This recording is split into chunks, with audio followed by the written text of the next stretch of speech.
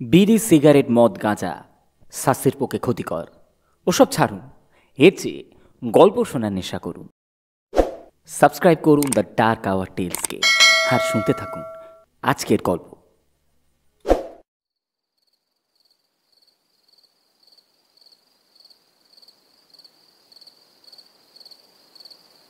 রাত তখন কটা হবে, 1:30 কি 2টো। বিটু নিজের ঘর থেকে বেরিয়ে চোখ কচলাতে কচলাতে অন্ধকার খোলা উঠোন পেরিয়ে কলঘরের সামনে দাঁড়িয়ে কলঘরের টিনের দরজাটা খুলে যেই কলঘরের ভিতর ঢুকতে যাবে, দেখে হাতে ধরা হালকা হ্যারিকেনের নিয়ন আলোয় কলঘরের ভিতরে একজন অজানা অচেনা মহিলা পিছন ফিরে মুখ নিচু করে বসে কাঁদছে।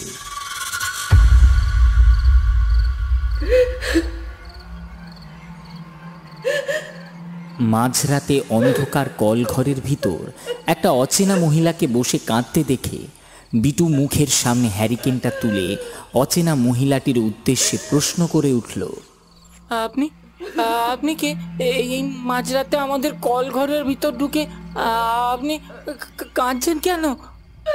বিটু এই মহিলাটিকে প্রশ্ন করতেই মহিলাটি কান্না থামিয়ে ধীরে ধীরে উঠে দাঁড়ায়। তারপর ধীরে ধীরে মহিলাটি বিটুর দিকে তাকায়। মহিলাটি বিটুর দিকে তাকাতেই বিটুর হাতে ধরা হালকা হ্যারিকেনের নিয়ন আলোয় গোল গোল চোখে মহিলাটির দিকে তাকিয়ে যা দেখে তা হলো মহিলাটির মুখ থেকে শুরু করে সারা গায়ের চামড়া পুরো আগুনে পোড়া। মহিলাটির সারা শরীরের চামড়া আগুনে ঝলসে পুড়ে যাওয়ার জন্য মহিলাটির শরীর থেকে একটা মাংস পোড়া গন্ধ বেরোচ্ছে।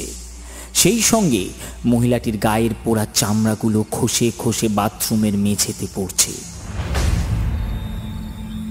মহিলাটি বিটুর দিকে তাকিয়ে ফ্যাস ফ্যাসে গলায় কাঁদতে কাঁদতে বিটুর দিকে এগিয়ে আসতে আসতে বলল, এই বিট্টু, আমাকে বাঁচা।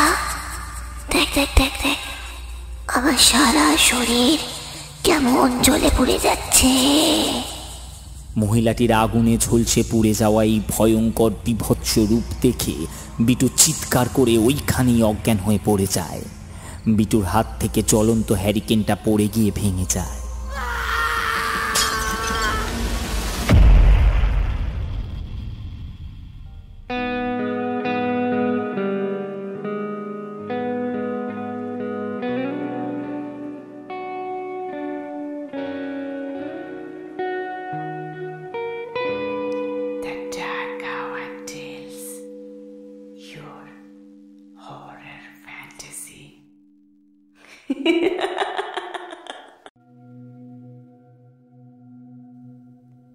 রাত, অন্ধকার, এর মাঝে লুকিয়ে থাকে অনেক রহস্য।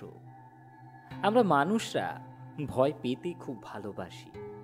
এই দেখুন না, আপনি যেমন ভয় পেতে আমাদের এই চ্যানেলটিকে সাবস্ক্রাইব করেছেন। কি আপনারা সাবস্ক্রাইব করেননি? আরে দেরি করছেন কেন? আরও ভয়ের গল্প শুনতে অবশ্যই সাবস্ক্রাইব করুন দ্য ডার্ক আওয়ার টেলস চ্যানেলকে। আর আজ শুনবে শর্মিষ্ঠা চ্যাটার্জির কলমে পোড়া ডাইনির আতঙ্ক।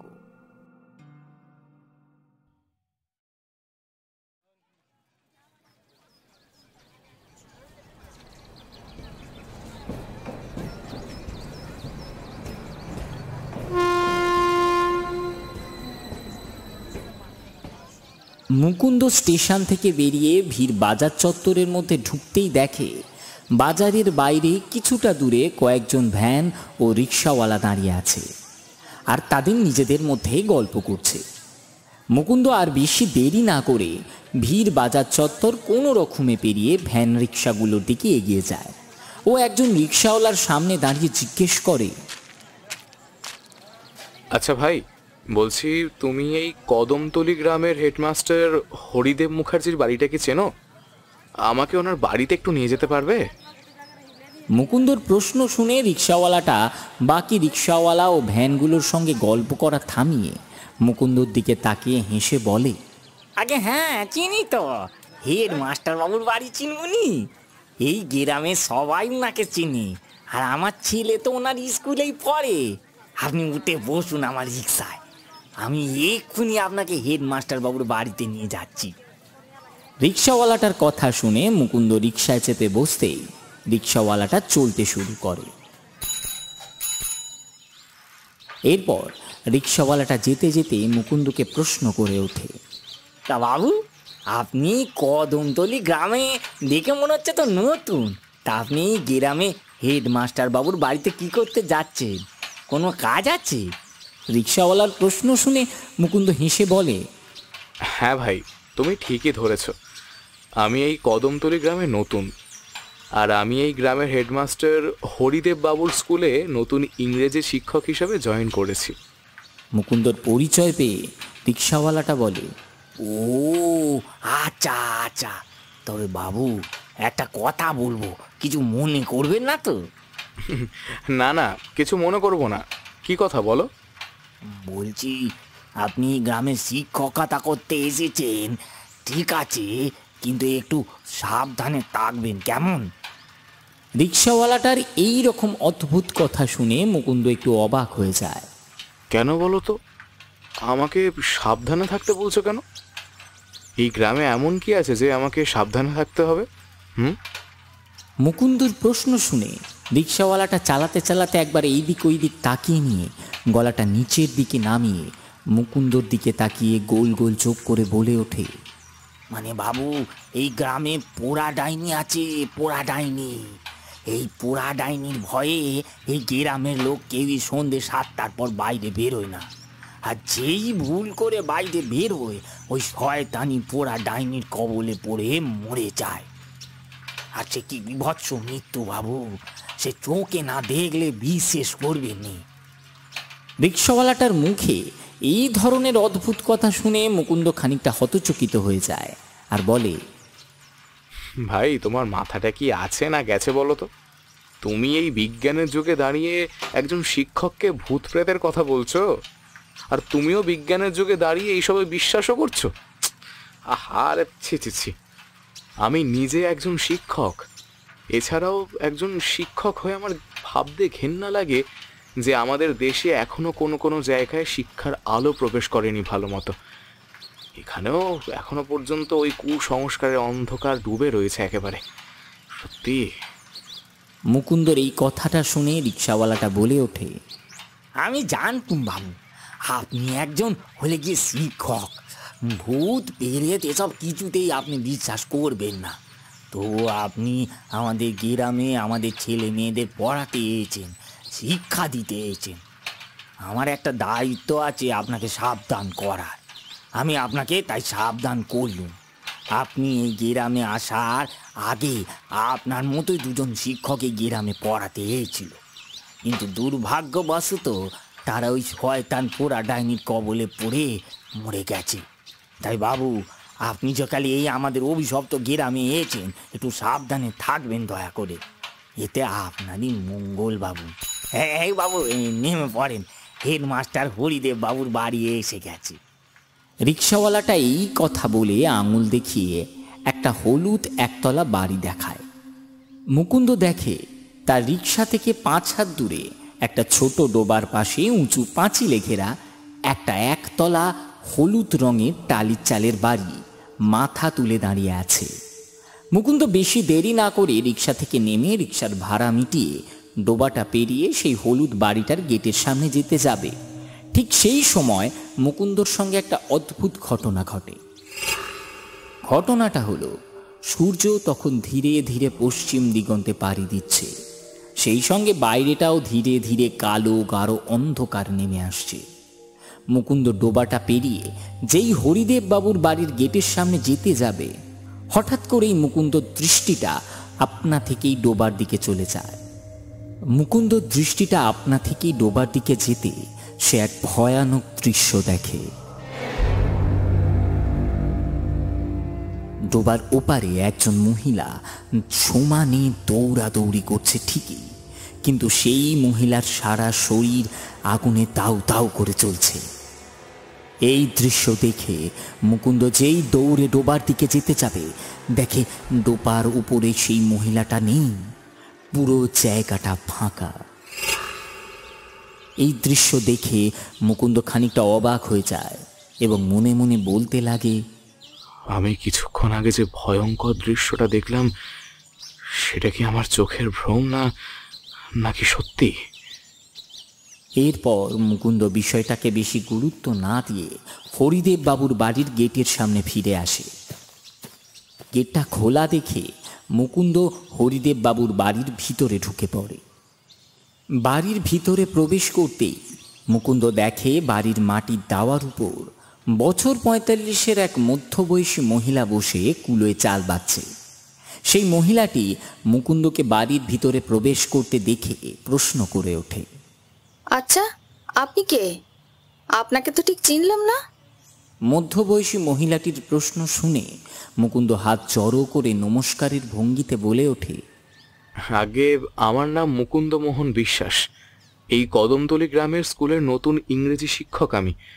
এটা হেডমাস্টার হরিদেব মুখার্জির বাড়ি তো? মুকুন্দের পরিচয় পেয়ে মধ্যবয়সী মহিলাটি হেসে জবাব দেয়, হ্যাঁ, এটা ওনারই বাড়ি। আমি ওনার স্ত্রী মল্লিকা। আপনি বসুন বসুন, উনি একটু বাইরে গেছেন একটা কাজে, এক্ষুনি চলে আসবেন। এই কথা বলে হরিদেব বাবুর স্ত্রী দাওয়া থেকে উঠে বাড়ির অন্দরে যায়। তারপর মিনিট খানেক পর বাড়ির অন্দরমহল থেকে হাতে একটা মাদুর নিয়ে ফিরে আসে ও দাওয়ার এক কোণে পেতে দিয়ে মুকুন্দর দিকে তাকিয়ে বলে, বাবা, মাদুর পেতে দিয়েছি, তুমি বসো, আমি তোমার জন্য একটু চা মিষ্টি নিয়ে আসছি। হরিদেব বাবুর স্ত্রীর এই কথা শুনে মুকুন্দ একটু ইতস্তত করে বলে ওঠে, আহার বৌদি, এবার চা মিষ্টি আবার কেন? আমার কিছু লাগবে না, আপনি শান্ত হয়ে বসুন তো একবার। মুকুন্দর কথা শুনে মল্লিকা হ্যারিকেন জ্বালাতে জ্বালাতে বলে, না বাবা, আমি তোমার কোনো কথা শুনবো না। তুমি অনেক দূর থেকে এসেছো, তোমার চোখ মুখ দেখেই বোঝা যাচ্ছে তুমি খুব পথ পরিশ্রমে ক্লান্ত।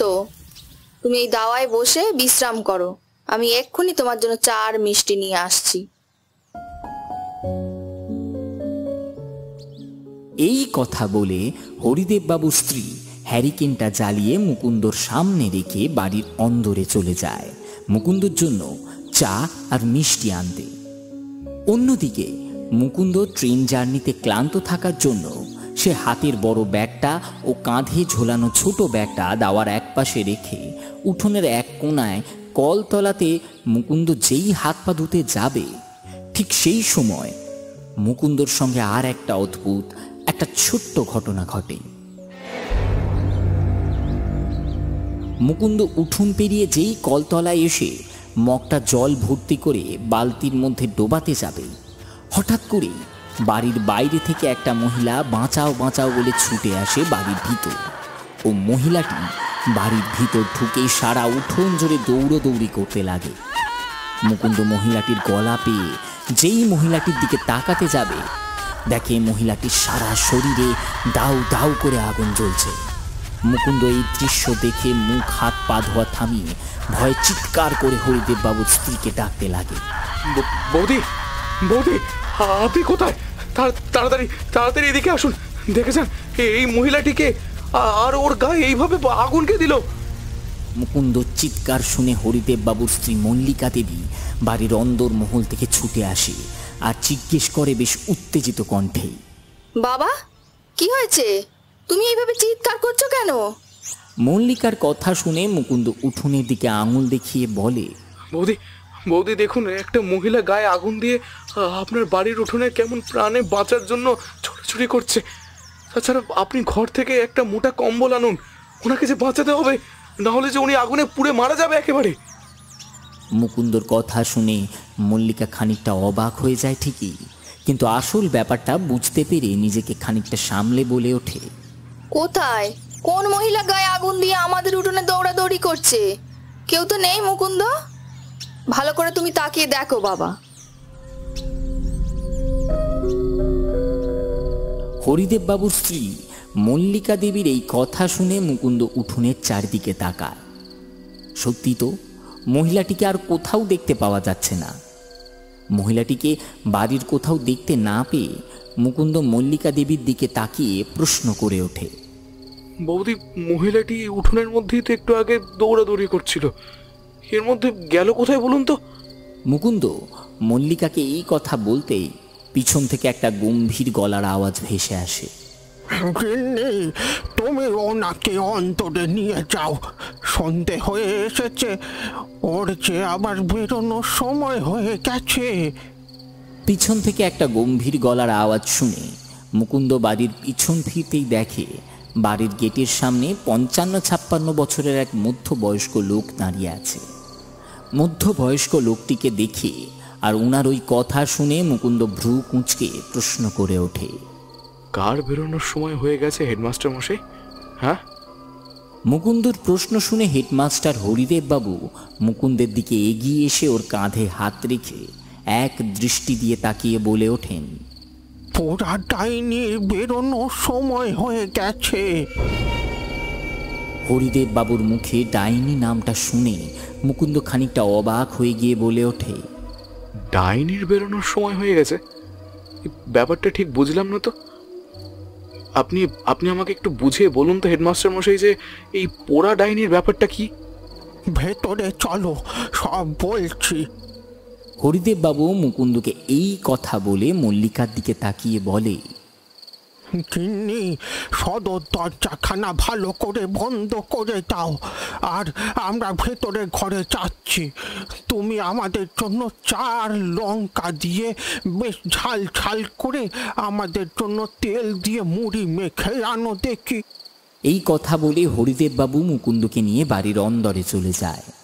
মুকুন্দ হরিদেব বাবুর সঙ্গে বাড়ির ভিতরে একটা ঘরে ঢুকতেই হরিদেব বাবু মুকুন্দর দিকে তাকিয়ে বলে ওঠে, মুকুন্দ, এই তোমার থাকার ঘর, তুমি এই ঘরে বসে বিশ্রাম করো, আমি বাইরের পোশাকটা ছেড়ে আসছি এখনই। এই কথা বলে হরিদেব বাবু ঘর থেকে বেরিয়ে যেতেই মুকুন্দ জানালার সামনে গিয়ে দাঁড়ায়। ও দাঁড়িয়ে যখন বাইরের অন্ধকার মায়া ভরা চাঁদনি রাতের পরিবেশটা যখন দুচোখ ভরে মুকুন্দ উপভোগ করছিল, ঠিক সেই সময় কোথা থেকে একটা মহিলা ছুটে এসে জানালার সামনে এসে দাঁড়ায়। তারপর কাঁদতে কাঁদতে সেই মহিলা মুকুন্দর দিকে তাকিয়ে হাত জড়ো করে বলে ওঠে, আমাকে দয়া করে বাঁচাও ভাই, আমার শ্বশুর বাড়ির লোক আমাকে আগুনে পুড়িয়ে মেরে ফেলবে যে। হঠাৎ করেই জানালার সামনে একটা মহিলাকে কাঁদতে দেখে মুকুন্দ খানিকটা ভয়ে হতচকিত হয়ে যায়। ও মহিলাটির দিকে তাকিয়ে যেই কিছু একটা বলতে যাবে, মহিলাটির দিকে তাকিয়ে দেখে মহিলাটির সারা শরীর আগুনে ঝলসে পুড়ে যাওয়ার জন্য মহিলাটির শরীরের নানা অংশে নানা জায়গা থেকে চামড়া খসে খসে পড়ছে। ও মহিলাটির সারা শরীর থেকে একটা পোড়া মাংস পচা আষ্টে গন্ধ বেরোচ্ছে।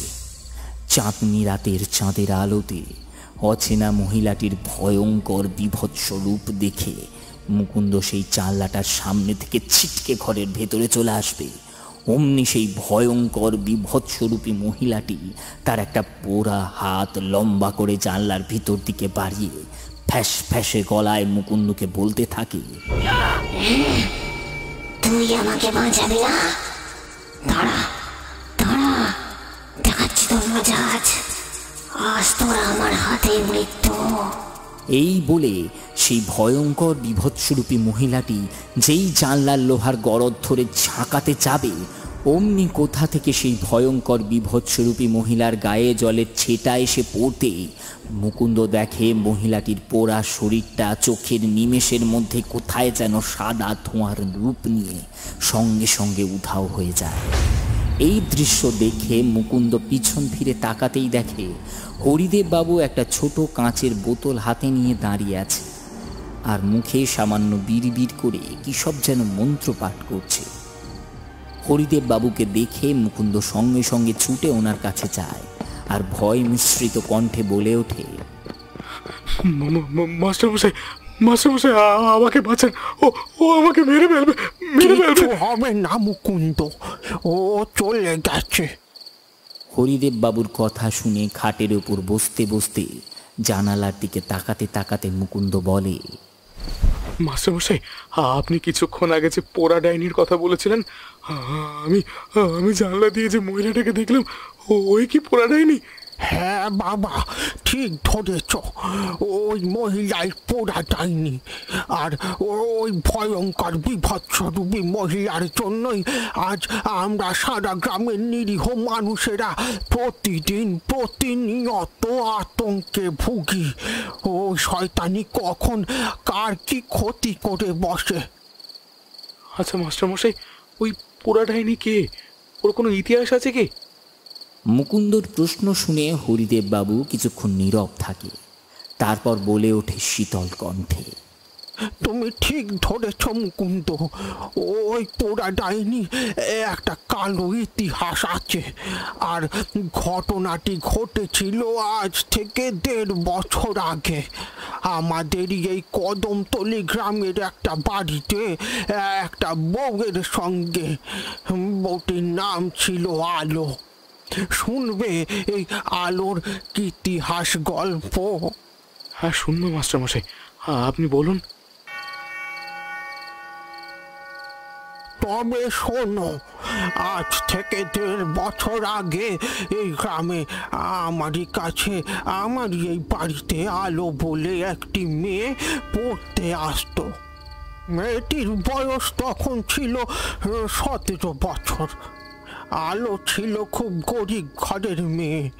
ওর বাবা এই গ্রামের মোড়ল চন্দ্রকান্ত হালদারের জমিতে ভাগ চাষের কাজ করত। আর আলোর মা এই কদমতলি গ্রামের বাজারের কাছে বিকেলে মাছ বিক্রি করত। আলো খুব পড়াশোনায় ভালো ছিল। স্কুলের প্রতিটা পরীক্ষায় প্রথম ছাড়া আর কিছুই হতো না। সব সময় ও প্রতিটা পরীক্ষায় প্রথম স্থান অধিকার করত। আলো তখন মাধ্যমিক পাশ করে একাদশ শ্রেণীতে উঠল। ঠিক সেই সময় আলোর বাবা এই গ্রামে মোড়ল চন্দ্রকান্ত হালদারের ছোট ভাই সুকান্ত হালদারের সঙ্গে আলোর বিয়ে ঠিক করে। ও আলোর একাদশ শ্রেণীতে ওঠার পর 1 মাসের মধ্যে আলোর সঙ্গে চন্দ্রকান্ত হালদারের ছোট ভাই সুকান্ত হালদারের বিয়ে হয়ে যায়। আলো বিয়ে হয়ে যাওয়ার পর বর সুকান্ত আর শ্বশুর বাড়ির লোক ও স্কুলে আসা বন্ধ করে দেয়। সেই সঙ্গে ও লেখাপড়াও বন্ধ করে দিয়ে আলো শ্বশুর বাড়ির লোক ওকে সারাদিন বাড়ির যা যা যাবতীয় কাজ ছিল সেই কাজগুলো ওকে দিয়ে করিয়ে নিত। যদিও একটা বাড়ির কোনো কাজে ভুল করতো, তাহলে ওর শাশুড়ি আর ওর ওই শয়তান বর সুকান্ত ওকে খুব মারধর করত। সেই সঙ্গে নানান ধরনের অশ্রাব্য গালি গালাজ করত বিয়ের পর নিয়ে। এইভাবে দিন যায়, মাস যায়। আলোর ওপর আরো দিনকে দিন অত্যাচার বাড়তে থাকে।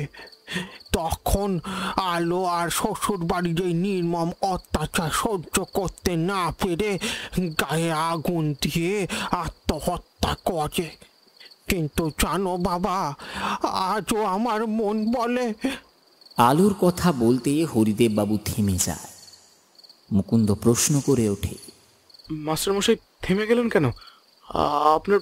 আপনি বলুন, আপনার মন কি বলে?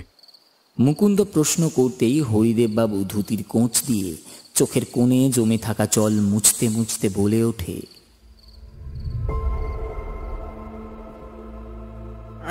আমার মন বলে আজও আলো গায়ে আগুন দিয়ে আত্মহত্যা করেনি। ওর শ্বশুর বাড়ির লোকই হয়তো ওকে খুন করেছে, কারণ ওর স্বামী আর শাশুড়ি একদম মোটেও ভালো লোক ছিল না। আলো যেহেতু অপঘাতে মারা গিয়েছিল, ওর শ্বশুর বাড়ির লোক ওর 3 দিনে শ্রাদ্ধ শান্তির কাজ করে। আলো শ্রাদ্ধ শান্তি মিটে যাওয়ার কয়েক সপ্তাহ আমাদের গ্রামের লোকেদের ভালোই দিন কাটছিল, কোনো রকম সমস্যা হয়নি।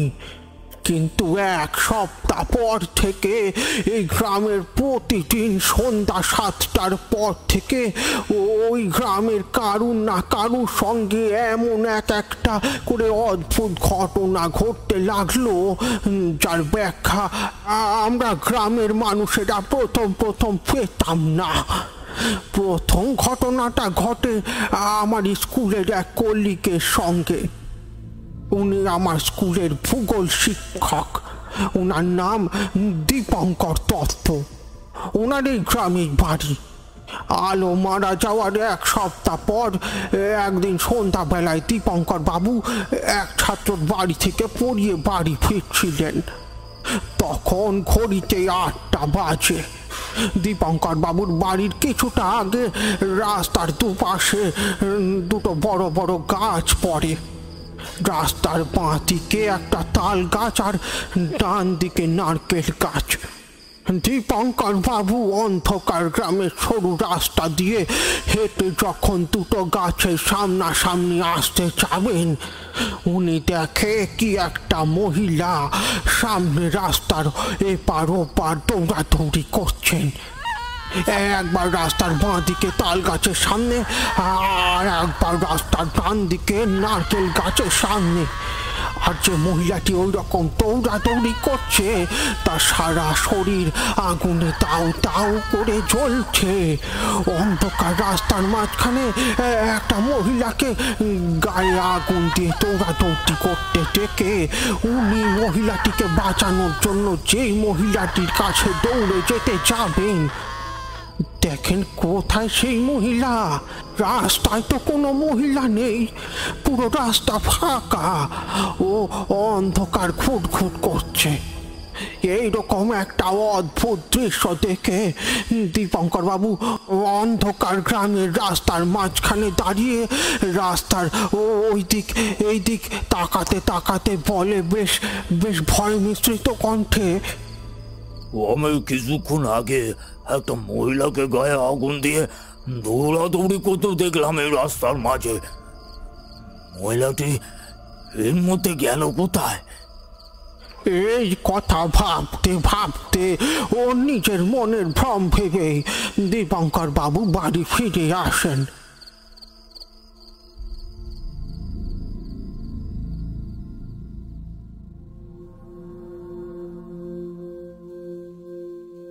পরদিন স্কুলে আমাকে আর স্কুলের অন্যান্য স্টাফেদের এই কথা উনি বলেন ঠিকই, কিন্তু আমরা কেউই ওনার এই কথায় বিশ্বাস করিনি। দীপঙ্কর বাবু সঙ্গে এই ঘটনা ঘটার 5 দিন পর আমারই এক স্কুলের ছাত্র, ওর নাম বিট্টু। ওর বাড়ি আলোর শ্বশুর বাড়ির ঠিক পাশেই। রাত তখন কটা হবে, 1:30 কি 2টো। হঠাৎ সেই সময় বিট্টুর ঘুমটা ভেঙে যায়। ও সে প্রকৃতির ডাকে সাড়া দেওয়ার জন্য নিজের ঘর থেকে বেরিয়ে অন্ধকার উঠান পেরিয়ে কল ঘরের সামনে গিয়ে যেই কল ঘরের টিনের দরজাটা খুলে কল ঘরের ভেতরে ঢুকতে যাবে, বিট্টু তার হাতে ধরা হেরিকেনের নিয়ন আলোয় দেখলো অন্ধকার কল ঘরের ভিতরে একটা মহিলা পেছন ফিরে বসে বসে কাঁদছে। মাঝরাতে বাড়ির অন্ধকার কল ঘরের ভিতরে এমন একটা অচেনা মহিলাকে বসে কাঁদতে দেখে বিট্টু তার মুখের সামনে হ্যারিকেনটা তুলে ধরে অচেনা মহিলাটির উদ্দেশ্যে জিজ্ঞাসা করে, আপনি আপনি কে? আপনি এত মাঝরাতে আমাদের বাড়ির কল ঘরের ভিতর ঢুকে এইভাবে কাঁদছেন কেন? আপনার কি হয়েছে? বিট্টু মহিলাটিকে এই প্রশ্ন করতে অচেনা মহিলাটি ধীরে ধীরে কান্না থামিয়ে বিট্টুর দিকে তাকাতে বিট্টু বিস্ফারিত দৃষ্টিতে দেখে মহিলাটির দিকে তাকিয়ে মহিলাটির সারা শরীর আগুনে পোড়া। মহিলাটির সারা শরীর আগুনে ঝলসে পুড়ে যাওয়ার জন্য মহিলাটির সারা শরীর থেকে একটা পোড়া পচা আষ্টে গন্ধ বেরোচ্ছে। সেই সঙ্গে মহিলাটি শরীরের নানা জায়গা থেকে পোড়া চামড়াগুলো খসে খসে পড়ছে। মহিলাটির এই ভয়ঙ্কর বিভৎস রূপ দেখে বিট্টু নিজেকে আর সামলাতে না পেরে চিৎকার করে ওইখানে জ্ঞান হারিয়ে পড়ে যায়। বিটুর সঙ্গে এই ঘটনা ঘটার পর ও আমাকে স্কুলে এসে ওর সঙ্গে ঘটা ঘটনার কথা বলে ঠিকই, কিন্তু তখন আমি ওর কথা খুব একটা বিশ্বাস করিনি। বিটুর সঙ্গে এই ঘটনা ঘটার দুদিন পর বিটুর মা আর ওর ছোট কাকিমার সঙ্গে দুদিন কিছু অদ্ভুত অদ্ভুত ঘটনা ঘটে, আর সেই ঘটনার কথাগুলো বিটু আমাকে বলে।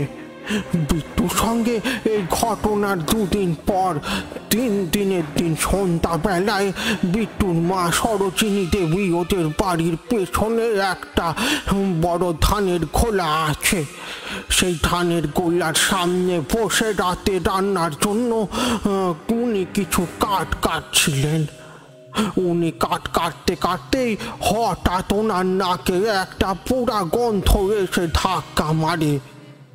উনি কাঠ কাটা থামিয়ে এদিক ওদিক তাকিয়ে দেখতে লাগলেন যে পোড়া গন্ধটা বাড়ির কোথা থেকে আসছে। উনি বাড়ির এদিক ওইদিক তাকাতেই হঠাৎ ওনার চোখ চলে যায় আলো শ্বশুর বাড়ির দিকে। আলো শ্বশুর বাড়ির দিকে দৃষ্টি যেতেই বিটুর মা দেখে আলো শ্বশুর বাড়ির ছাদে একটা বড় গোলা, আগুনের গোলা ছাদের এদিক থেকে ওদিক গড়িয়ে গড়িয়ে সমানে যাচ্ছে আর আসছে। বিটুর মা সরোজিনী দেবী এই দৃশ্য দেখে খানিকটা অবাক হয়ে যায় ও সে জিনিসটাকে আরো ভালো করে দেখার জন্য সেই দিকে এগিয়ে যেতেই দেখে সেই বড় লাল আগুনের গোলাটা ধীরে ধীরে একটা মানুষের অবয়বের রূপ নিচ্ছে। মানুষের অবয়বের রূপ নিতেই বিটুর মা দেখে ওই মানুষের অবয়বটা আর কেউ নয়, আলো। বিটুর মা সরোজিনী দেবী এই দৃশ্য দেখে সঙ্গে সঙ্গে সব কাজকর্ম ফেলে ভয়ে বাড়ির ভেতরে চলে আসে। ও সে কিছুক্ষণ আগে বাড়ির পেছনে কি কি দৃশ্য দেখেছে সেই কথা বিটুর বাবা, ঠাকুমা ও ছোট কাকিমাকে বলে ঠিকই, তারা কেউই বিটুর মায়ের কথায় বিশ্বাস করে না, উল্টে হেসে উড়িয়ে দেয়। বিটুর মায়ের সঙ্গে এইরকম অদ্ভুত ঘটনা ঘটার পর দিন সন্ধ্যাবেলায় আবার বিটুর ছোট কাকিমা কবিতা দেবীর সঙ্গে এমন একটা অদ্ভুত ঘটনা ঘটে। তখন বিটুর ছোট কাকিমা কবিতা দেবী বিটুর মায়ের কথা বিশ্বাস করে।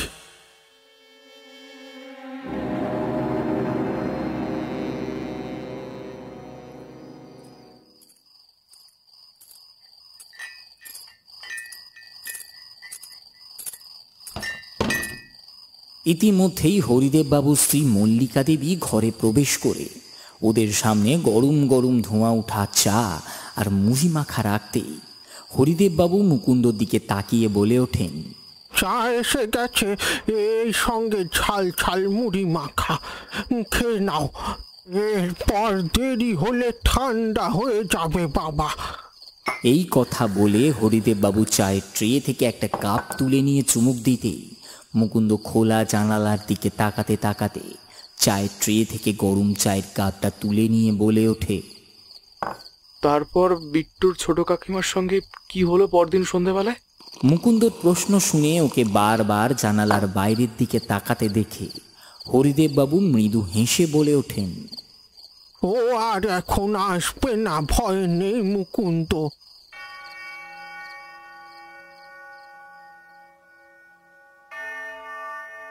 এবার তবে শোনো, পরদিন সন্ধ্যাবেলায় বিট্টুর ছোট কাকিমা কবিতার সঙ্গে কি ঘটনা ঘটেছিল।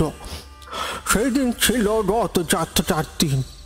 প্রত্যেক বছর রথযাত্রা উপলক্ষে আমাদের এই কদমতলী গ্রামের উত্তর দিকে ডুমুর জেলা বলে একটি বড় মাঠ আছে। ওই মাঠে প্রত্যেক বছর রথযাত্রার উপলক্ষে মেলা বসে। ওই দিন সন্ধ্যাবেলায় বিটুর মা আর ঠাকুমা বিটুকে সঙ্গে নিয়ে মেলায় যায়। আর ওর ছোট কাকিমা যেহেতু 7 মাসের পোয়াতি ছিল, তাই বাড়ির কেউই ওকে সেদিন মেলায় নিয়ে যায়নি। ও বাড়িতে একাই বসেছিল। আর বাড়ির পুরুষেরা তখন কাজ থেকে ফেরেননি। বিটুরা সবাই মেলার উদ্দেশ্যে সন্ধ্যাবেলায় বাড়ি থেকে বেরিয়ে যেতেই ওর ছোট কাকিমা দুপুরের খাওয়া কাপড় ছেড়ে একটা শুদ্ধ কাপড় পরে অন্ধকার উঠান পেরিয়ে ঠাকুর ঘরে যেই সন্ধে দিতে ঢুকতে যাবে, হঠাৎ করেই কবিতার দৃষ্টি আপনা থেকেই আলো শ্বশুর বাড়ির দিকে চলে যেতেই কবিতায় একটা অদ্ভুত দৃশ্য দেখে অন্ধকার উঠোনের মাঝখানে থমকে দাঁড়িয়ে পড়ে। আর দেখে আলোর শ্বশুর বাড়ির ঠিক পেছনে একটা বড় কুয়ো ছিল। সেই কুয়োর সামনে একটা মহিলা দাঁড়িয়ে আছে। আর মহিলা সারাটা শরীর আগুনে দাউ দাউ করে জ্বলছে। আর মহিলাটি ওই অবস্থায় কুয়ো থেকে বালতি করে জল তুলে নিজের গায়ে সমানে ঢেলে চলেছে আর বলে চলেছে, আমার সারা শরীর চলে পড়ে গেল গো, কেউ আমাকে বাঁচাও, ও মা গো। বিটুর ছোট কাকিমা কবিতা মহিলাটির আকার আকৃতি ও চেহারা দেখে আর মহিলাটির গলার স্বর শুনে কবিতার চিনতে অসুবিধে হলো না যে মহিলাটি আলোর প্রেতাত্মা ছাড়া আর কারুর নয়। বাড়ির মধ্যে একাকী সন্ধেবেলায় অন্ধকারে উঠোনের মধ্যে কবিতা এই দৃশ্য দেখে ভয়ে সহ্য করতে না পেরে ওইখানে অজ্ঞান হয়ে পড়ে যায়। এরপর বিটুর মা ঠাকুমা বাড়িতে ফিরে কবিতাকে অজ্ঞান অবস্থায় উঠোনে পড়ে থাকতে দেখে ওনাকে সঙ্গে সঙ্গে ঘরে নিয়ে গিয়ে চোখে মুখে জলের ছিটা দেয়। তারপর 5-10 মিনিট পরে কবিতার জ্ঞান ফিরতেই ও সব কথা বাড়ির লোকেদের বলতেই বিটুর ঠাকুমা তখন বিটুর ছোট কাকিমাকে কদিনের জন্য বাপের বাড়ি পাঠিয়ে দেয়। বিটুর মুখ থেকে ওর মার ছোট কাকিমার সঙ্গে ঘটে যাওয়া ঘটনার কথা শুনে আমি তখন বিটুর কথা বিশ্বাস করি না যে সত্যি সত্যি আলোর প্রেতাত্মা এখন পর্যন্ত মুক্তি পায়নি।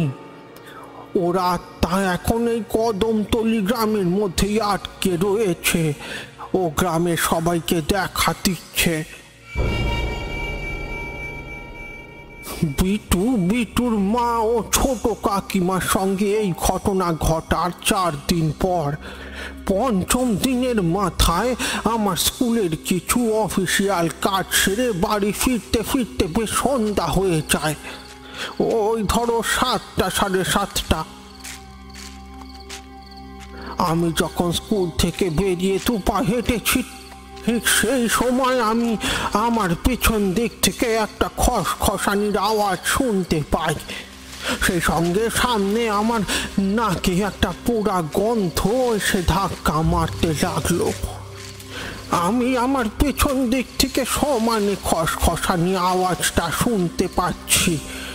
আমি পেছন ফিরে তাকাই ঠিকই, কিন্তু কাউকে দেখতে পাই না। কিন্তু সমানে আমার নাকে পোড়া গন্ধটা এসে ধাক্কা মারতে লাগে। আমি বিষয়টাকে অতটা গুরুত্ব না দিয়ে আবার নিজের মনে হাঁটতে লাগি।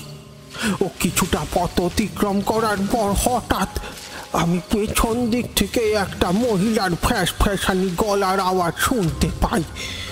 কোনো মহিলা যেন ফ্যাঁসে গলায় আমাকে বলছে, মাস্টার মশাই, ও মাস্টার মশাই, আমাকে পড়াবেন আবার? আমার নতুন করে খুব পড়াশোনা করতে ইচ্ছা করছে।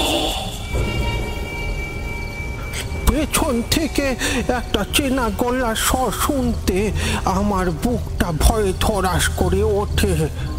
আর মনে মনে বলি, পেছন দিকে না তাকিয়ে এটা তো আলোর গলার আওয়াজ।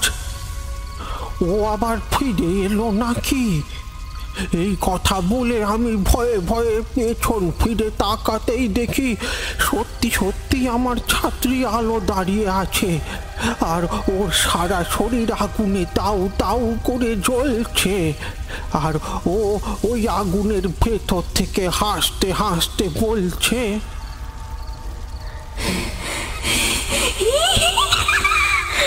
মাস্টার মশাই, ও মাস্টার মশাই, আমাকে পড়াবেন আবার? হ্যাঁ, আমার না আবার নতুন করে খুব পড়াশোনা করতে ইচ্ছা করছে।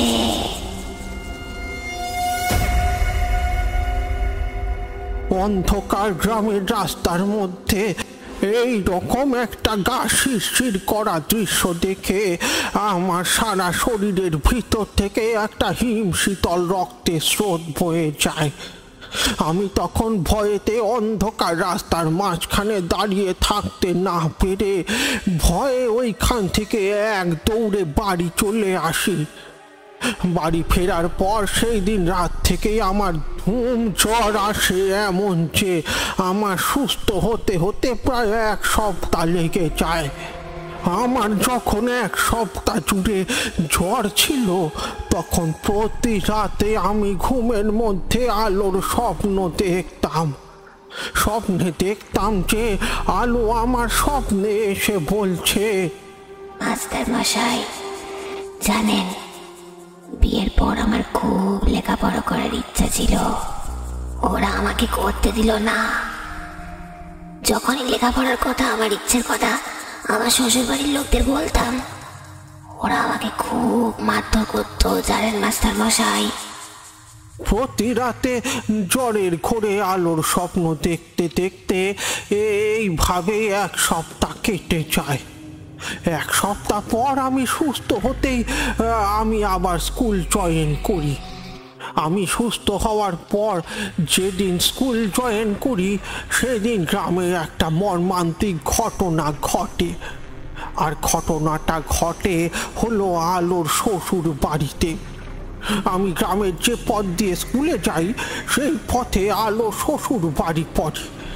1 সপ্তাহ পর আমি সুস্থ হয়ে যখন স্কুলে যাচ্ছি, স্কুলে যাওয়ার পথে দেখি আলো শ্বশুর বাড়ির সামনে গ্রামের কিছু মানুষ দাঁড়িয়ে আছে, আর নিজেদের মধ্যেই কি সব যেন ফিস ফিস করে কথা বলছে। আলো শ্বশুর বাড়ির সামনে গ্রামের কিছু মানুষকে দাঁড়িয়ে থাকতে দেখে আমি সেই দিকে এগিয়ে যাই। আর এগিয়ে যেতেই শুনতে পাই যে আলো শ্বশুর বাড়ির ভেতর থেকে একটা মহিলার কান্নার আওয়াজ ভেসে আসছে। আলো শ্বশুর বাড়ি থেকে কান্নার আওয়াজটা পেয়ে আলো শ্বশুর বাড়ির সামনে যারা দাঁড়িয়ে ছিল তাদেরকে আমি প্রশ্ন করি, আচ্ছা, সুকান্ত বাবুর বাড়ির ভেতর থেকে কান্নাকাটির আওয়াজ ভেসে আসছে কেন? ওনাদের বাড়িতে কি কিছু হয়েছে? আমার প্রশ্ন শুনে গ্রামবাসীদের মধ্যে থেকে একজন, আমার স্ত্রী মল্লিকার বয়সী একজন ভদ্র মহিলা বলে ওঠেন, মাস্টার মশাই, আলোর স্বামী সুকান্ত, মানে আমাদের গ্রামের মোড়ল চন্দ্রকান্ত হালদারের ছোট ভাই সুকান্ত গতকাল রাতে গায়ে আগুন দিয়ে আত্মহত্যা করেছে, কিন্তু কি কারণে করেছে ওর বাড়ির লোক জানে না।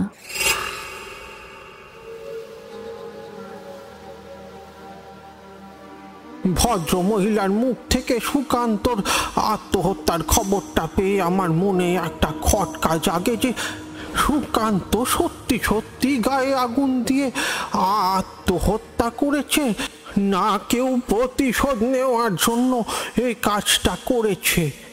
কিন্তু সে কে? কোনো কি অশরীরী? এই কথা ভাবতে ভাবতে আমি যখন স্কুলের দিকে পা বাড়াতেই হঠাৎ আমি রাস্তার এক পাশে একটা ভাঙা মাটির কুঁড়ে ঘর ছিল। সেই ভাঙা কুঁড়ে ঘরের সামনে দিয়ে আলোকে সশরীরে দাঁড়িয়ে থাকতে দেখি ঠিকই, কিন্তু ওর সারা শরীর আগুনে ঝলসে পুড়ে যাওয়ার জন্য ওর গায়ের পোড়া চামড়াগুলো খসে খসে পড়ছে। সুকান্ত মারা যাওয়ার 2 দিন পর আবার একটা মর্মান্তিক দুর্ঘটনা ঘটে আমাদের গ্রামে। আবার ঘটে যায়, আর একবার ঘটনাটা ঘটে স্বয়ং মোড়ল চন্দ্রকান্ত হালদারের বাড়িতে। চন্দ্রকান্ত হালদারের স্ত্রী রেখার সঙ্গে। ঘটনাটা ঘটে হলো শিক্ষক দিবসের দিন। সেই দিন শিক্ষক দিবস বলে স্কুল ছুটি ছিল। ওই দিন সকালবেলায় ঘুম থেকে উঠে সামনে আমার স্কুলের ছাত্রছাত্রীদের পরীক্ষা বলে ওদের জন্য প্রশ্নপত্র তৈরি করছিলাম। ঠিক সেই সময় বাইরে থেকে লক্ষ্মীর গলার আওয়াজ শুনতে পাই। জোরে জোরে ও যেন আমার গিন্নিকে জোরে জোরে কি একটা কথা বলছে, কিন্তু কি কথা বলছে বুঝতে পারলাম না।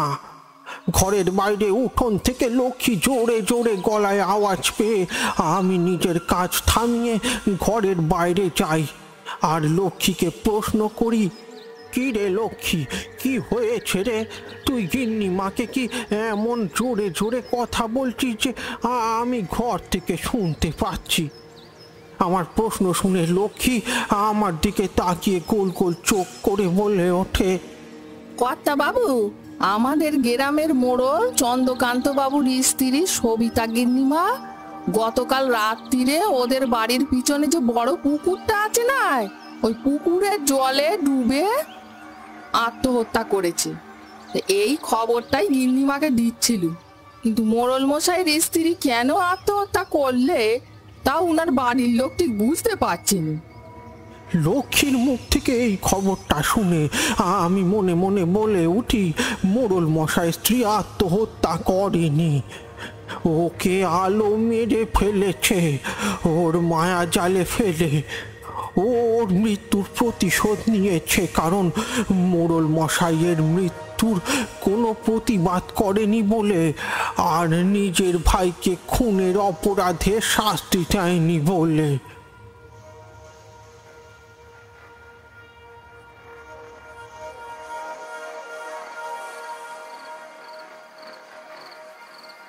এই কথা বলে হরিদেব বাবু একটা দীর্ঘশ্বাস ছেড়ে আবারও বলে উঠলেন, মুকুন্দ আলোর অতৃপ্ত আত্মা আরো ভয়ঙ্কর হয়ে উঠেছে। যত দিন যাচ্ছে এবার ওর মুক্তির দরকার। ওর মুক্তি না হলে এবারে যে গ্রামে আরো বড় একটা ঘটনা ও নিজের অজান্তেই ঘটিয়ে ফেলবে। কিন্তু ওকে কে যে মুক্তি দেবে কে জানে। মাস্টারমশাই, আমি আলোকে মুক্তি দেব, আপনি কিচ্ছু চিন্তা করবেন না। তুমি মুক্তি দেবে মুকুন্দ, কিন্তু তুমি যে একজন সাধারণ মাস্টার মশাই, তুমি কি তন্ত্র সাধনার বিদ্যা সম্পর্কে জানো? এতে তোমার কি কোনো বিশেষ জ্ঞান আছে? হরিদেব বাবুর প্রশ্ন শুনে মুকুন্দ মৃদু হাসে। তারপর এক দৃষ্টি দিয়ে হরিদেব বাবুর দিকে তাকিয়ে গম্ভীর গলায় বলে ওঠে, মাস্টারমশাই, আপনি হয়তো জানেন না যে আমার বাবা একজন নাম করা পিশাচ সিদ্ধ তান্ত্রিক। আপনি হয়তো লোকমুখে ওনার নামও শুনেছেন। ওনার নাম হলো আচার্য নীলাম্বর গাঙ্গুলি। সাধারণ মানুষও ওনার ভক্তরা ওনাকে আচার্য নীলাম্বর তান্ত্রিক বলেই চেনেন। মুকুন্দর মুখ থেকে ওর বাবার নাম শুনে হরিদেব বাবুর মুখটা উজ্জ্বল হয়ে ওঠে আর বেশ উত্তেজিত কণ্ঠে বলে ওঠেন, মুকুন্দ, তুমি আচার্য নীলাম্বর তান্ত্রিকের ছেলে? আমি আমার গ্রামের লোকেদের মুখে ওনার কত নাম ডাক শুনেছি। হ্যাঁ মাস্টারমশাই, আমি আচার্য নীলাম্বর গাঙ্গুলির ছেলে। আমার পুরো নাম হলো আচার্য মুকুন্দ মোহন গাঙ্গুলি। ছোটবেলা থেকে বাবার সঙ্গে থেকে থেকে আমিও বাবার কাছ থেকে কিছুটা তন্ত্র সাধনার বিদ্যা রপ্ত করেছি। মাস্টারমশাই, আপনি চিন্তা করবেন না, এই বিষয়টাকে নিয়ে আলোর অতৃপ্ত আত্মাকে আমি ঠিক মুক্তি দেবই দেব। আমার এই কঠিন তন্ত্র সাধনার বিদ্যা দিয়েই আমি সেটা করব। মুকুন্দর কথা শেষ হতেই ঠিক সেই সময় হরিদেব বাবুর স্ত্রী মল্লিকা ঘরে ঢোকেন। ঘরে ঢুকে ওদের দুজনের উদ্দেশ্যে বলে ওঠে, রাতের খাবার বেড়েছি, তোমরা খাবে, এসো। আসছি। তুমি যাও মল্লিকা, আমরা এখনই আসছি। হরিদেব বাবু তার স্ত্রীকে এই কথা বলে মুকুন্দর দিকে তাকিয়ে বলে ওঠেন, চলো মুকুন্দ, খাবে চলো, তোমার বৌদি খাবার বেড়েছে। মুকুন্দকে ঘর থেকে নিয়ে বেরিয়ে যেই রান্নাঘরে রাতের আহার করতে যাবেন, মুকুন্দ ঘর থেকে বেরোনোর সময় হঠাৎ তার দৃষ্টি আপনা থেকেই জানালার দিকে যেতেই একটা জিনিস দেখে তিনি ভয় পেয়ে চমকে উঠে বিস্ফারিত দৃষ্টিতে চেয়ে দেখেন জানালার গড়ার ধরে আলো দাঁড়িয়ে আছে। এরপর সারা রাত ধরে মুকুন্দর কিছুতেই ঘুম এলো না। ও ওর ঘরে শুয়ে সারা রাত জানলার দিকে তাকিয়ে দেখে আলো ওর ঘরের জানালার বাইরে দাঁড়িয়ে আছে। সারা রাত ধরে মুকুন্দর সঙ্গে এই রকম ঘটনা ঘটার পর ভোরের দিকে কিছুক্ষণের জন্য মুকুন্দর চোখটা লেগে আসে ঠিকই, কিন্তু বাইরে থেকে হঠাৎ চিৎকার চেঁচামেচির আওয়াজ মুকুন্দর কানে ভেসে আসতে তার ঘুমটা ভেঙে যায়।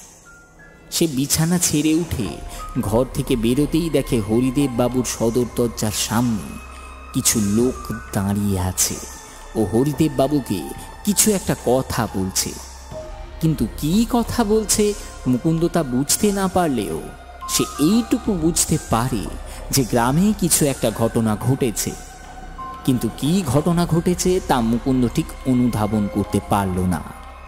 এরপর মুকুন্দ দাওয়া থেকে নেমে উঠোন পেরিয়ে হরিদেব বাবুর কাছে গিয়ে দাঁড়ায় আর শীতল কণ্ঠে প্রশ্ন করে ওঠে, মাস্টারমশাই, কি হয়েছে? আপনার বাড়ির সামনে এত লোক কেন? মুকুন্দের প্রশ্ন শুনে হরিদেব বাবু মুকুন্দর দিকে তাকিয়ে শুকনো ধরা গলায় বলে ওঠে, গতকাল রাতে আমাদের গ্রামের মোড়ল চন্দ্রকান্ত হালদার তার ঘরে গলায় দড়ি দিয়ে আত্মহত্যা করেছেন। কিন্তু কি কারণে উনি গলায় দড়ি দিয়ে আত্মহত্যা করেছেন ওনার বাড়ির লোক ঠিক অনুধাবন করতে পারছেন না। কিন্তু আমি জানি উনি আত্মহত্যা করেননি, ওনাকে আলো ও ওই শয়তানি মেরে ফেলেছে ওর ছলনা আর মায়া জালের দ্বারা। এই কথা বলতে বলতে হরিদেব বাবু মুকুন্দর হাতটা ধরে তারপর কাঁদতে কাঁদতে বলে ওঠে, তুমি দয়া করে ওই গ্রামের লোকেদের বাঁচাও মুকুন্দ, না হলে ওই শয়তানি ধীরে ধীরে আমাদের সবাইকে মেরে ফেলবে। ওর শক্তি যে দিন দিন বৃদ্ধি পাচ্ছে। হরিদেব বাবুকে ওইভাবে কাঁদতে দেখে মুকুন্দ বলে ওঠে, আপনি শান্ত হন মাস্টারমশাই, আমি দেখছি। আজ রাতের মধ্যে যদি কিছু একটা করা যায়। আপনি এখন আমাকে দয়া করে আপনাদের গ্রামে মোড়ল মশাইয়ের বাড়ি একটু নিয়ে যাবেন কি? অবশ্যই, চলো মুকুন্দ। এই কথা বলে হরিদেব বাবু মুকুন্দকে নিয়ে মোড়ল চন্দ্রকান্ত হালদারের বাড়ি রওনা দেয়। মোড়ল চন্দ্রকান্ত হালদারের বাড়ি গিয়ে মুকুল ও হরিদেব বাবু দুজনেই চন্দ্রকান্ত হালদারের মৃতদেহে একটা অদ্ভুত জিনিস থেকে আটকে ওঠে। ওরা দুজন দেখে চন্দ্রকান্ত হালদারের মৃতদেহটা ঘরের কড়ি বর্গা থেকে গলায় দড়ি দেওয়া অবস্থায় ঝুলছে, কিন্তু তার পুরো মুখটা পুরো আগুনে ঝলসে পুড়ে গেছে। কিন্তু কিভাবে ওনার পুরো মুখমণ্ডলটা পুড়ে গেছে তার ব্যাখ্যা বাকিরা বুঝতে না পারলেও হরিদেব বাবু ও মুকুন্দ বুঝতে পারে যে এটা আলোর প্রেতাত্মা ছাড়া আর কারুর কাজ নয়। ওরা দুজন চন্দ্রকান্ত হালদারের ভয়ঙ্কর মৃতদেহের রূপ সহ্য করতে না পেরে ওইখান থেকে চলে আসে।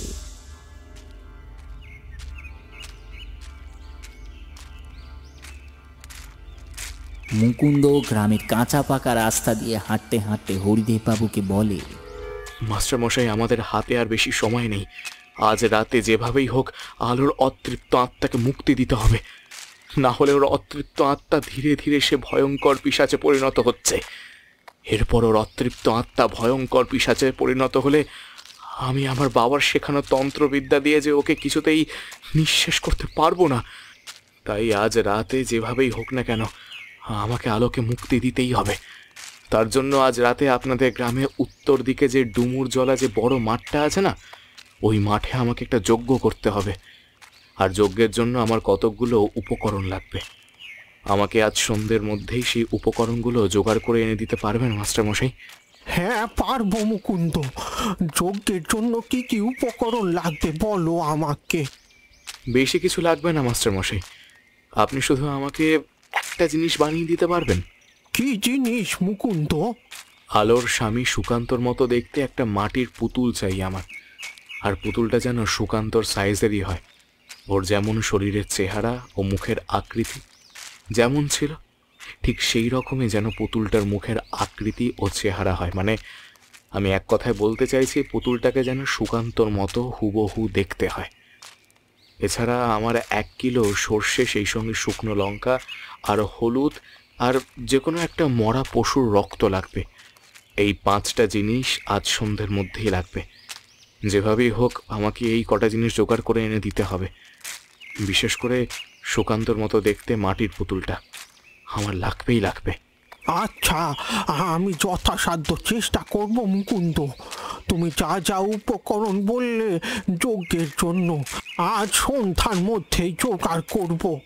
কিন্তু মুকুন্দ, তুমি আমাকে একটা কথা বলো যে সুকান্তর মতো দেখতে আর ওর সাইজের মতো মাটির পুতুল দিয়ে তুমি কি করবে? হরিদেব বাবুর কথা শুনে মুকুন্দ মৃদু হেসে বলে ওঠে, সে আপনি দেখতেই পারবেন মাস্টার মশাই, এখন শুধু অপেক্ষার পালা।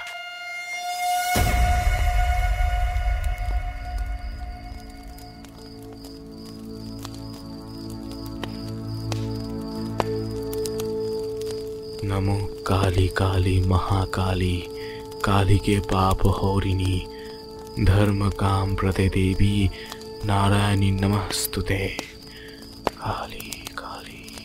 মন্ত্রপাঠ শেষ করে মুকুন্দ তার সামনে জ্বলা যজ্ঞবেদীর জ্বলন্ত আগুনে ঘি ও কালো সূর্যের আহুতিটা দিতেই কদমতলী গ্রামের অন্ধকার আলো আধারী চাঁদনি রাতের উজ্জ্বল আলোকময় পরিবেশটা ধীরে ধীরে পরিবর্তন হয়ে একটা ঘন অন্ধকার পরিবেশ সৃষ্টি করে। এমন পরিবেশ যে আশেপাশে যে কিছু আছে সেটাই বোঝা যায় না। অন্ধকার পরিবেশ সৃষ্টি হওয়ার সাথে সাথে ডুমুর জলা মাঠের চারিদিকের বড় বড় গাছগুলো পাগলের মতো মাথা দোলাতে শুরু করে।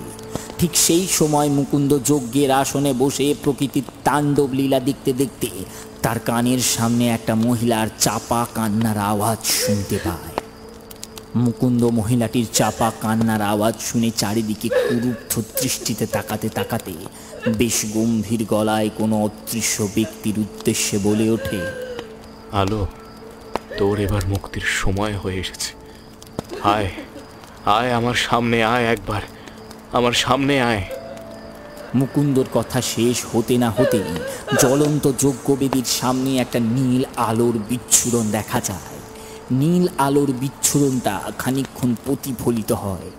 তারপর মুকুন্দ ও হরিদেব বাবু দেখতে পায় ওই নীল আলোর বিচ্ছুরণ থেকে ধীরে ধীরে আলো সশরীরে বেরিয়ে এসে জ্বলন্ত যজ্ঞবেদীর আসরের সামনে এসে দাঁড়ায়। আর মুকুন্দর দিকে শীতল কণ্ঠে বলে ওঠে, আপনি ঠিকই বলেছেন মাস্টার মশাই, এবার আমার মুক্তির সময় হয়েছে। এবার আমাকে মুক্তি দিন। আমি যে আর এই শরীর নিয়ে পৃথিবীর বুকে থাকতে পারছি না। এবার যে আমার পরলোকে যাবার সময় হয়েছে। কিন্তু আপনি আমাকে মুক্তি দেওয়ার আগে একটা জিনিস দিতে পারবেন? কি জিনিস লাগবে বল? সুকান্তর মৃতদেহটা লাগবে আমার, কারণ ও শরীরের রক্ত খেয়ে আমার এই অতৃপ্ত আত্মা শান্তি পাবে। আর আমি চিরদিনের মতো ইহ জগৎ ত্যাগ করব। আচ্ছা বেশ, তাই হবে।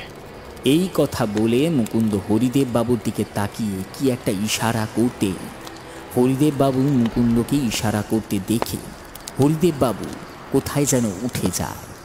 5-10 মিনিট পর হরিদেব বাবু লম্বা একটা মাটির জিনিস আলোর সামনে এনে রাখতেই আলো পাগলের মতো হি হি করে হেসে উঠে বলে,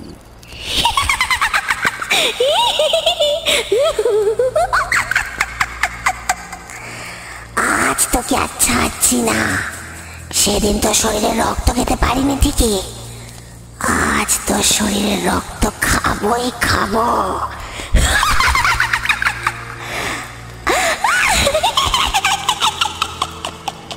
এই কথা বলে আলো তার দুই ধারালো নখ দিয়ে সুকান্তর মতো দেখতে মাটির পুতুল তার বুকটা দু হাত দিয়ে ছিঁড়তে ওর ভিতর থেকে কিছুটা রক্ত ফিনকে দিয়ে আলোর সারা মুখে চোখে ও হাতে পড়তে আলো তার দুই রক্ত মাখা হাত দিয়ে চিপ দিয়ে চাটতে চাটতে বলে ওঠে, আজ আমার আত্মা শান্ত, পরিতৃপ্ত। এই কথা বলে আলো হরিদেব বাবুর দিকে তাকায়। তারপর মুখে একটা পরিতৃপ্তির হাসি হেসে বলে ওঠে হরিদেব বাবুর উদ্দেশ্যে, হেডমাস্টার মশাই, আজ সুকান্ত শরীরের রক্ত খেয়ে আমার আত্মা শান্ত, পরিতৃপ্ত। এবার আমি এই পৃথিবীর বুক থেকে বিদায় নিচ্ছি, আর আমি এই কদমতলী গ্রামে ফিরে আসবো না। আপনি ভালো থাকবেন।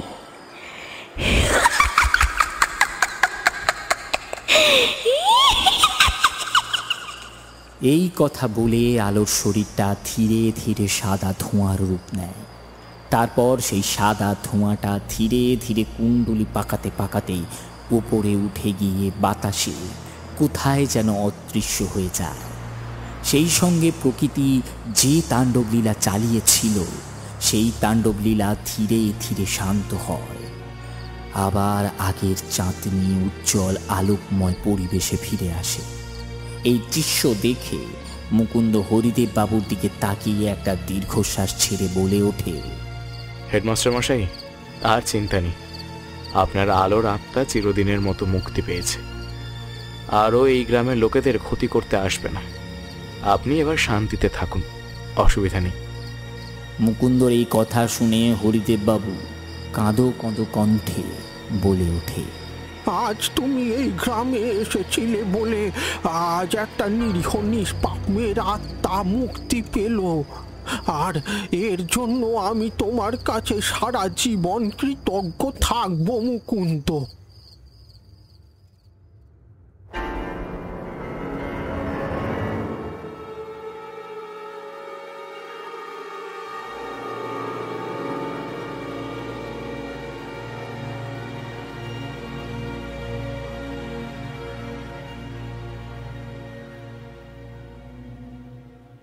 শেষ হলো আমাদের আজকের নিবেদন শর্মিষ্ঠা চ্যাটার্জির কলমে পোড়া ডাইনির আতঙ্ক। আজকের গল্প পাঠে আমি অর্পণ, বিভিন্ন চরিত্রে প্রিয়া, তানিশা, সৌমিক, কৌশিক এবং আমি অর্পণ। গল্পের শব্দ সংযোজন এবং স্পেশাল এফেক্টে শুভম। আর হ্যাঁ, আপনারা যদি নিজেদের গল্প আমাদের চ্যানেলে আমাদের মাধ্যমে আরও শ্রোতা বন্ধুদের কাছে পৌঁছে দিতে চান তাহলে অবশ্যই মেল করতে পারেন ডেসক্রিপশনে দেওয়া আমাদের ইমেল অ্যাড্রেসে।